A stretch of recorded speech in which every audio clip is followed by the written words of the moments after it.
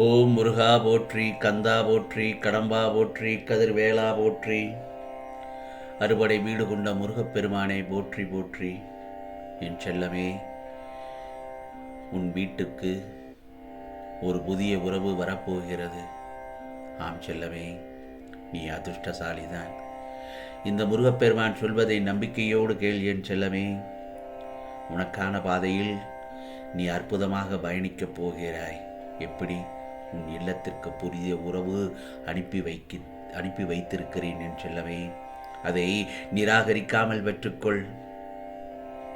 பிறகு பார், உனக்கு பக்கபலமாக இருந்து அந்த புதிய உறவு உன் வாழ்க்கையை சீரும் சிறப்புமாக பிரகாசிக்கச் செய்யும் என் செல்லமே.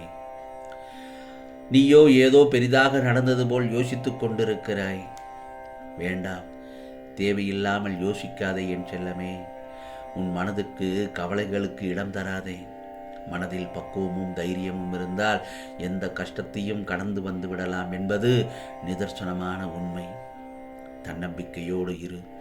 உனது துயரங்கள் விரைவில் முடிவுக்கு வரப்போகிறது. ஆம், இந்த முருகப்பெருமானின் வாக்கு என்றும் பொய்யாகாது. நீ அதிகமாக கவலைப்பட்டு கொண்டிருக்கும் விஷயத்திற்கும் விரைவில் தீர்வு கிடைக்கப் போகிறது. ஆம், இதோ நான் அளிக்கப் போகும் புதியதொரு உறவு, வரப்போகும் புதிய உறவை நீ அதிர்ஷ்டசாலியாக உன்னை மாற்றுவதற்கான நேரத்தில் நீ இப்பொழுது தெளித்து கொண்டிருக்கிறாய். மகிழ்ச்சி தானே, சந்தோஷம்தானே என் செல்லமே. அந்த மகிழ்ச்சியையும் சந்தோஷத்தையும் அனுபவிக்க தயாராக இரு. ஆம், நீ அதிகமாக கவலைப்பட்டு கொண்டிருக்கும் விஷயத்திற்கு நல்லதொரு தீர்வு கிடைப்பதற்காகத்தான் உன் இல்லத்திற்கு ஒரு புதிய உறவை அனுப்பி வைத்திருக்கிறேன். இனி எல்லாம் அனைத்தும் உன்னை தேடி வரும். சோதனை தீர்ந்து, வேதனை தீர்ந்து இனி நீ செய்யப்போவதெல்லாம் சாதனை தான். உன் வாழ்வில் பிரகாசம் மட்டுமே இருக்கும் என் செல்லமே. இப்போது நீ கவலைப்பட்டாலும் உன் எதிர்காலம் இருக்கிறதல்லவா? சந்தோஷமாக அமையப் போகிறது. உன் துயரங்கள் எல்லாம் மறையப் போகிறது. சந்தோஷமாக இரு என் செல்லமே.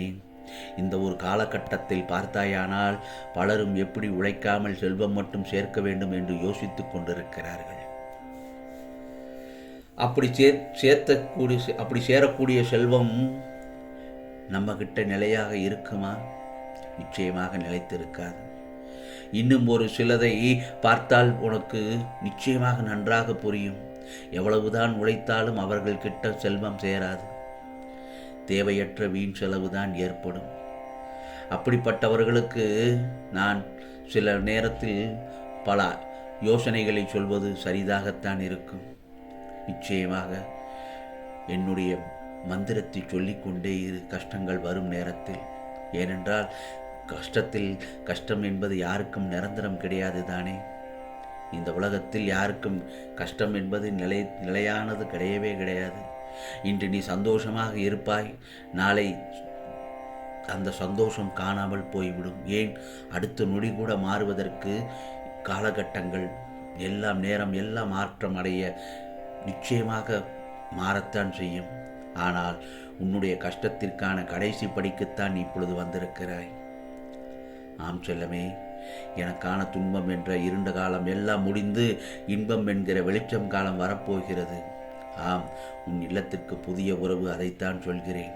ஆம் செல்லமே, உனக்கு கிட்ட இருந்து விலகக்கூடியதாக கெட்ட நேரங்கள் எல்லாம் விலகி போனதாக இருக்கும் என்பதுதான் இந்த முருகப்பெருமானின் அருள் வாக்கு. உன்னை நிலைகுலைய செய்கிற உன்னுடைய தோல்விகளிலிருந்து நான் உன்னை மீட்டு கொண்டுதான் வருவேன். இக்கட்டான சூழ்நிலை முடிவுக்கு வரப்போகிறது. நீ சந்தோஷத்தில் மகிழ்ச்சியாக வாழப்போகிறாய். பிரச்சனையை பிரச்சனை என்று எடுக்காமல் சவாலாக எதிர்கொள்ள கற்றுக்கொள். நீ வருத்தப்படுகிற அளவுக்கு நிச்சயமாக எந்த ஒரு நிமிடங்களும் எந்த ஒரு வேலைகளும் நடக்காது. கஷ்டப்படு என் செல்லவே. கஷ்டத்தை இஷ்டத்தோடு ஏற்றுக்கொண்டு கஷ்டப்பட்ட பழகினால் அந்த கஷ்டமும் உனக்கு இஷ்டமாக மாறிவிடும். ஒவ்வொருவருக்கும் மன கஷ்டம், மனக்குழப்பம், பலவிதமான யோசனைகள் இருந்து கொண்டுதான் இருக்கும். தீராத மனக்குழப்பங்கள் இருக்கும். சந்தோஷம் என்றால் என்ன என்று கேட்கும் அளவிற்கு மனதில் குழப்பங்களும் வழிகளும் நிறைந்திருக்கக்கூடியவர்கள் ஏராளமானவர்களாக இந்த பிரபஞ்சத்தில் இருப்பார்கள். உன் மனதில் இருக்கக்கூடிய வலிகளுக்கும் வேதனைகளுக்கும் ஒரே மருந்து என்ன தெரியுமா? முருகா முருகா, நான் ஒருவன் மட்டும்தான். அதாவது என்னுடைய சன்னதிக்கு ஆலயத்துக்கு சென்று ஓர் 5 நிமிடம் என்னுடன் பேசிப்பார். உன்னுடைய மனக்குழப்பங்களை எல்லாம் தீர்த்து வைத்து விடுவேன். முருகா, என் மனதில் உள்ள கஷ்டங்களை குறைத்து விடுங்கள் என்று உன்னுடைய என்னுடைய கஷ்டத்தை எல்லாம் என் பாதத்தில் வைத்து என்னிடத்தில் சரணடைந்து விடு.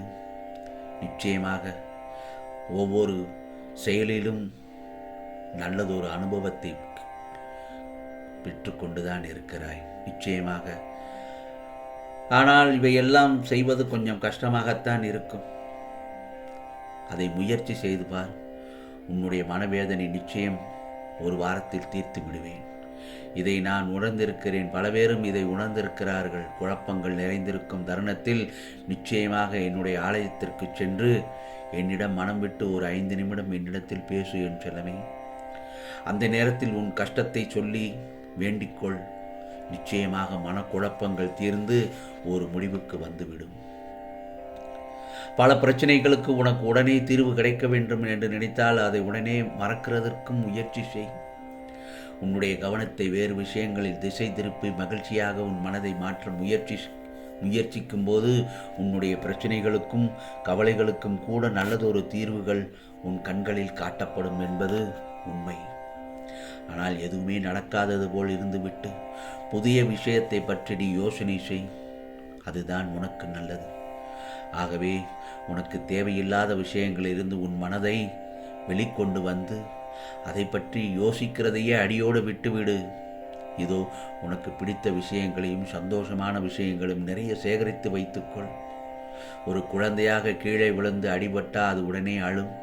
ஆனால் அது ஒரு சில நொடிகளில் அது மறந்துவிட்டு வேறு விஷயத்தில் அதனுடைய பக்கம் தன் கவனத்தை திருப்பி சிரித்து விளையாடி கொண்டிருக்கும். அதையே தான் உன் வாழ்க்கைக்கு உதாரணமாக எடுத்துக்கொள். அதையே கீழே விழுந்ததையே நினைத்து நினைத்து அழுது கொண்டிருந்தால் உன்னுடைய கவனம் திசை திருப்பாமல் உன் கவனத்தை மனதில் குழப்பங்களும் வேதனைகளும் தான் அதிகமாகும். சந்தோஷத்துடன் இருக்க கற்றுக்கொள். உனக்கு மகிழ்ச்சியான விஷயம் கிடைத்தால் அதை கெட்டியாக பிடித்துக்கொள். கவலைப்படும் விஷயம் நடந்தால் அதை மறந்துவிட்டு முற்றிலும் மாறான நல்ல விஷயம் நடக்கிறது எப்படி என்று மட்டும் யோசனை செய். இதை மட்டும் செய்கிறேன் செல்லவே. மேலும் உனக்கான புதிய உறவை உன் இல்லத்திற்கு அனுப்பி வைத்திருக்கிறேன். அதை பெற்றுக்கொள். வாழ்க்கையை சந்தோஷமாக இருக்க கற்றுக்கொள். எதையும் அனுபவமாக எடுத்துக்கொள் என் செல்லமே. உனது வாழ்க்கை இல்லறம் நல்லறமாகும். விட்டுக்கொடு, கெட்டுப்போக மாட்டாய். ஆம் செல்லமே, உனக்கானதெல்லாம் நிச்சயமாக நல்லது நடக்கும். நல்லது மட்டுமே நடக்கும். அதுவும் நன்மையாகவே இருக்கும். ஓம் சரவண பவ. ஓம் சரவண பவ. ஓம் சரவண